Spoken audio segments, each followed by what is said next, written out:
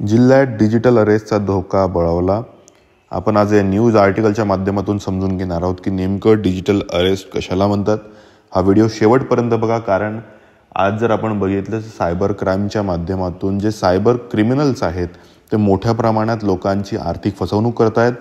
Digital arrest नेमकं काय आहे, यातून आपल्याला कशा पद्धतीने वाचता येणार आहे, आपण आज या व्हिडिओच्या माध्यमातून सविस्तर बघणार आहोत। नमस्कार मित्रांनो, माझं नाव आहे ॲडव्होकेट वैभव एडके आणि स्वागत आहे आपल्या सगळ्यांचं पब्लिक स्पीकर आपल्या या यूट्यूब चॅनलमध्ये। मित्रांनो, जर आपण हे न्यूज आर्टिकल बघितलं तर शेजारच्या जिल्ह्यात गुन्हा दाखल, सायबर गुन्ह्यासंदर्भात जनजागृतीची गरज, अशा पद्धतीचे आर्टिकल आहे। सुरुवातीला आपण बघूया की डिजिटल अरेस्ट नेमकं काय आहे, त्याद्वारे कशी फसवणूक केली जाते आणि त्यानंतर आपण हे आर्टिकल बघूया। अशी होते डिजिटल अरेस्टद्वारे फसवणूक। अनोळखी नंबरवरून व्हिडिओ कॉल येतो, तुमच्यावर नजर आहे।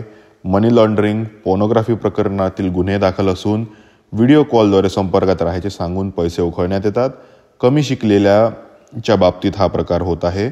श्रीमंत लोकांवर तांत्रिकदृष्ट्या दबाव आणला जातो। घरातील कॅमेरासह सर्वच इलेक्ट्रॉनिक वस्तू आमच्या नियंत्रणात आहे, अशी भूमिका त्यांच्याकडून घेतली जाते आणि त्यांच्याकडनं पैसे उकळण्याचं काम जे आहे हे सायबर एक्सपर्ट किंवा सायबर गुन्हेगार जे आहेत हे करतायत। आपण जर न्यूज आर्टिकल बघितलं मित्रांनो, त्यात दिलेलं आहे सायबर क्राईममधील अलीकडील काळात डिजिटल अरेस्ट हा गुन्हेगारीचा प्रकार वाढीस आलेला आहे। त्याचे लोण आता अमरावती विभागात देखील पोहोचलेले आहे। विभागातील बुलढाणा जिल्ह्यातील एक वृद्धाला 15 दिवस डिजिटल अरेस्ट करत त्याच्याकडून 28,30,000 रुपये उकळण्यात आले आहे, असे समोर आलेले आहे। यामध्ये काय झालं होतं की एक वृद्ध व्यक्ती होता, त्याला जवळपास 15 दिवस डिजिटल अरेस्ट करून ठेवलं। त्यामध्ये त्याला पैसे उकळण्याचं काम जे आहे ते करण्यात। बुलढाणा जिल्ह्यात एक वृद्ध परिसरात हातातील थैलीत शेतीचे कागदपत्र घेऊन फिरत होता। तातडीने शेती विकायची आहे किंवा त्यावर कर्ज घ्यायचे असे सांगत होता। मित्रांना जे आहे ही बाब लक्षात आली आणि त्यानंतर मित्रांनी जे आहे त्याच बुलढाणा सायबर पोलीस स्टेशन येथे घेऊन गेला। दरम्यान वृद्धाकडून डिजिटल अरेस्टच्या नावाखाली तोपर्यंत तब्बल 28,30,000 रुपये त्याच्याकडून उकळण्यात आले होते, असे समोर।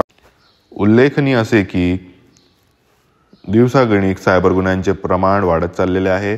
असे असताना डिजिटल अरेस्ट हा एक नवीन फसवणुकीचा सायबर भामट्यांनी शोधून काढलेला आहे। तसेच अशा प्रकारच्या घटनांच्या शिरकाव विभागातही झाल्यामुळे जिल्ह्यातील डिजिटल अरेस्टचा धोका बळावला असल्यामुळे सायबर गुन्ह्यांची जनजागृतीची गरज आहे। यासोबतच कुमार चिंता पोलीस अधीक्षक जे आहेत त्यांनी सुद्धा म्हटलेलं आहे, कुठल्याही अनोळखी व्यक्तीला आपल्या बँक खात्याच्या संदर्भातली माहिती मोबाईलवर OTP देऊ। डिजिटल अरेस्ट हा फसवणुकीचा नवीन प्रकार असून सायबर गुन्ह्यासंदर्भात पोलिसांकडून विविध प्रकारच्या माध्यमातून जनजागृती केली जात आहे। पोलिसांकडून कधीही अशा प्रकारची कारवाई केली जात नाही। नागरिकांनी घाबरून असा प्रकार जाणवल्यास आपल्या स्थानिक पोलीस ठाण्याशी संपर्क साधावा। अशा पद्धतीचं हे सगळ्या डिजिटल अरेस्टच्या संदर्भातला विषय आहे। जर आपण कायद्याबद्दल बोलायचं झालं तर तुम्हाला कुठल्याही कायद्यामध्ये डिजिटल अरेस्ट हा प्रकार आढळणार नाही।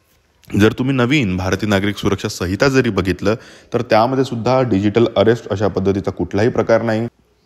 यामध्ये 2-3 ज्या गोष्टी आहेत बघण्यासारख्या, त्यामध्ये आपण आपला OTP जो आहे तो कुणालाही कधीच शेअर करायचा नाही आहे। त्यासोबतच जर आपल्याला कुठलाही व्हिडिओ कॉल अननोन नंबरवरून आला तो सुद्धा आपल्याला रिसीव्ह करायचा नाही आहे। त्यासोबतच जर आपल्याला वाटत असेल की आपल्या मोबाईलसोबत काही छेडछाड झालेली आहे तर त्वरित तुमचा मोबाईल जो आहे तुम्ही सायबर एक्सपर्ट्सकडे देऊन चेकिंग करू शकता। त्यासोबतच जर तुम्हाला वाटत असेल की तुमचं बँक अकाउंट जे आहे त्यामधून पैसे जे आहेत ते डिडक्ट झालेले आहेत किंवा तुमची फसवणूक झालेली आहे, तर तुम्ही जो आहे सायबर पोलीस स्टेशन इथे तुमची तक्रार देऊ शकता किंवा cybercrime.gov.in या वेबसाईटवर सुद्धा तुमची कंप्लेंट करू शकता। यासोबतच जर तुमच्यासोबत एखादा प्रकार घडून गेलेला असेल, तुमचे पैसे तुमच्या हातातून गेलेले असतील, तर तुम्ही त्वरित सायबरला कंप्लेंट करून तुमचे जे पैसे आहेत ते फ्रीज करून घेऊ शकता। तर मित्रांनो, आशा करतोय व्हिडिओच्या माध्यमातून आपल्याला माहिती मिळालेली असेल। या सगळ्या संदर्भात अजून जनजागृती व्हावी हे एक मात्र उद्दिष्ट आपलं आहे। या अनुषंगाने नवनवीन व्हिडिओच्या माध्यमातून आपण नक्कीच प्रयत्न करूया की सर्वसामान्य लोकांपर्यंत कायद्याबद्दलची माहिती पोहोचावी। या सगळ्या संदर्भातले व्हिडिओ बघण्यासाठी नक्की आपल्या चॅनलला सबस्क्राईब करा, या व्हिडिओला देखील जास्तीत जास्त शेअर करा। धन्यवाद।